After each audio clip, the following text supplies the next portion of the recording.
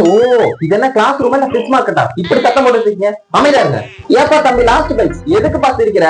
எதுக்கு சிரிக்கிறேன்னு சொன்னா கொஞ்சம் நாங்களே சிரிப்போம்ல. சிரிக்காம class கம்மிட்டா.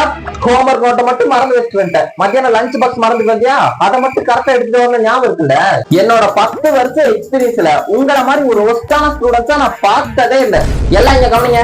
I want pin drop silent. சத்தம் வந்துச்சு தொலைச்சு போடும். பார்த்து உங்களோட சீனியர்ஸ் எல்லாம் உங்களை விட பல மடங்கு ரொம்ப தங்கமான பசங்க. நீங்களும் தான் இருக்கீங்களே.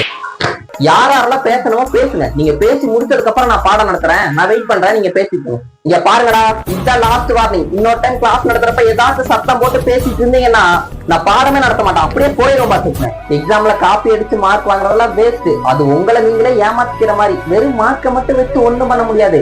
அறிவை வளர்த்துக்கணும். அதுக்காகத்தான் உங்க பேரண்ட்ஸ் உங்களை ஸ்கூலுக்கு அனுப்புறாங்க. இதுக்கு மேலே நீங்க திருந்தாட்டி வேஸ்டா போக போறது என்னமோ உங்களை தான். எங்களுக்காக நாங்க ஒண்ணும் சொல்ல. எல்லாம் உங்களுக்காக மட்டும்தான்.